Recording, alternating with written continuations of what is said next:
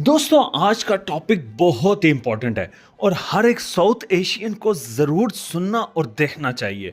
सवाल यह है, जब इंडिया और पाकिस्तान दोनों के पास बहुत ज्यादा नेचुरल रिसोर्सेज हैं, फर्टाइल जमीन है, मैन पावर भी है और इतनी बड़ी पॉपुलेशन है, तो फिर भी क्यों ये दोनों मुल्क यूरोप, अमेरिका और डेवलप्ड कंट्रीज से बहुत पीछे हैं? आखिर वजह क्या है? सबसे पहले थोड़ा बैकग्राउंड समझते हैं। जब 1947 में इंडिया और पाकिस्तान आजाद हुए, दोनों कंट्रीज के पास बहुत ज्यादा पोटेंशियल था। इंडिया के पास एक ह्यूज मार्केट थी, पाकिस्तान के पास एग्रीकल्चर और मिनरल्स की स्ट्रॉन्ग बेस थी। लेकिन 70 से 80 साल गुजरने के बाद भी हम आज तक डेवलपिंग कंट्रीज का एक टैक्स से बाहर नहीं निकल पाए। अगर यूरोप को देखें तो वहां की कंट्रीज जैसे जर्मनी, यूके, फ्रांस और बाद में जापान और साउथ कोरिया, ये सब वर्ल्ड वॉर के बाद बिल्कुल तबाह हो चुकी थी।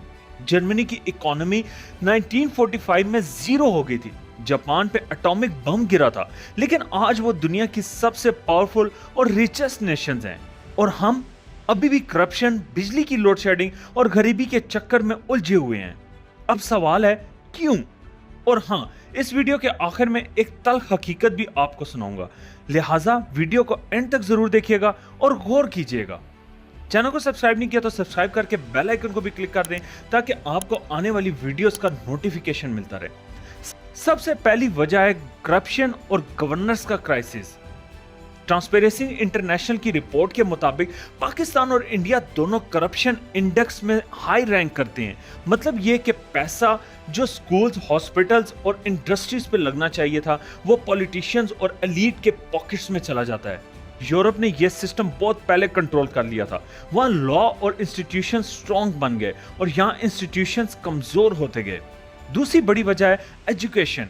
यूरोप और डेवलप्ड कंट्रीज ने अपने लोगों को 100% लिटरेसी की तरफ पुश किया। फिनलैंड का एजुकेशन मॉडल दुनिया का बेस्ट माना जाता है, जहां हर बच्चा फ्री और क्वालिटी एजुकेशन लेता है। जबकि साउथ एशिया में अभी भी पाकिस्तान का लिटरेसी रेट 60% के आसपास है और इंडिया का लगभग 74%। मतलब अभी भी करोड़ों लोग बेसिक पढ़ाई से महरूम हैं। तीसरी वजह है पॉपुलेशन बूम। इंडिया और पाकिस्तान दोनों की पॉपुलेशन बहुत तेजी से बढ़ रही है। इंडिया अब दुनिया का सबसे ज्यादा आबादी वाला मुल्क बन गया है, 1.4 बिलियन से भी ज्यादा।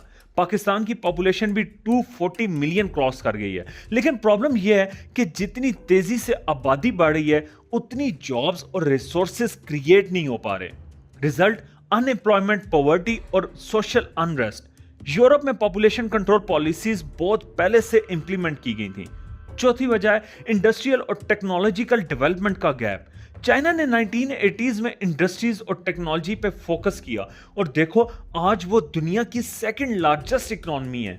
इंडिया ने आईटी और सॉफ्टवेयर एक्सपोर्ट्स में ग्रोथ दिखाई, लेकिन स्टिल मैस पॉवर्टी है। पाकिस्तान तो अभी भी ज्यादातर इंपोर्ट बेस्ड इकोनॉमी पे चल रहा है। मतलब जो चीजें हम इजीली प्रोड्यूस कर सकते हैं, वो भी बाहर से मंगवा रहे हैं। एक और बड़ी प्रॉब्लम है पॉलिटिकल इंस्टेबिलिटी। पाकिस्तान में हर कुछ सालों में गवर्नमेंट बदलती है, मिलिट्री और सिविल कॉन्फ्लिक्ट होता है, जिसकी वजह से लॉन्ग टर्म पॉलिसीज कभी इंप्लीमेंट ही नहीं होती। इंडिया रिलेटिवली स्टेबल रहा, लेकिन वहां भी रिलीजियस और पॉलिटिकल पोलराइजेशन ने डेवलपमेंट को स्लो किया। यूरोप ने इससे उल्टा किया, उन्होंने डेमोक्रेसी और पॉलिसी कंसिस्टेंसी को अपना स्ट्रॉन्ग टूल बनाया। एग्जाम्पल्स अगर लें तो साउथ कोरिया 1960s में पाकिस्तान से पीछे था जीडीपी टर्म्स में, लेकिन उन्होंने अपने लोगों को एजुकेट किया, इंडस्ट्रीज बनाई और टेक्नोलॉजी में इन्वेस्ट किया। रिजल्ट आज साउथ कोरिया का जीडीपी पर कैपिटा 30,000 यूएसडी से ज्यादा है, जबकि पाकिस्तान का सिर्फ 1500 यूएसडी के आसपास है। आखिरी और बहुत इंपॉर्टेंट पॉइंट है नेशनल यूनिटी और सोशल बिहेवियर। यूरोप और डेवलप्ड नेशंस में आवाम अपने राइट्स के साथ रिस्पॉन्सिबिलिटीज भी समझती हैं, टैक्स पे करती हैं, रूल्स फॉलो करती हैं। हमारे यहाँ लोग टैक्स चोरी करते हैं, बिजली चोरी करते हैं और समझते हैं कि सिस्टम को चीट करना चालाक होने की निशानी है। ये माइंडसेट चेंज ना हुआ तो हम कभी आगे नहीं बढ़ सकते। तो दोस्तों, ये सारी वजह मिलकर साउथ एशिया को पीछे कर रही हैं। रिसोर्सेज और टैलेंट की कमी नहीं है, प्रॉब्लम है सिस्टम, गवर्नेंस, करप्शन और हमारी सोच की। अगर इंडिया और पाकिस्तान ने आगे बढ़ना है तो एजुकेशन इंस्टीट्यूशंस और यूनिटी पे इन्वेस्ट करना होगा, वरना हम हमेशा डेवलपिंग कंट्रीज के टैग के नीचे ही दबे रहेंगे। और आखिर में हम एज अ नेशन क्या कर रहे हैं और हमने इस मुल्क के लिए अपना क्या किरदार अदा किया जो हम फख्र से बताएं। और ये भी मत भूलिएगा कि ये सब चीजें जो हमारे प्यारे देश को आगे नहीं जाने दे रही, वो भी हमसे ही हैं और हम अवाम ही उसको चलाते हैं। सोचिएगा जरूर। अपना, अपने प्यारों का और अपने मुल्क का ख्याल रखिएगा।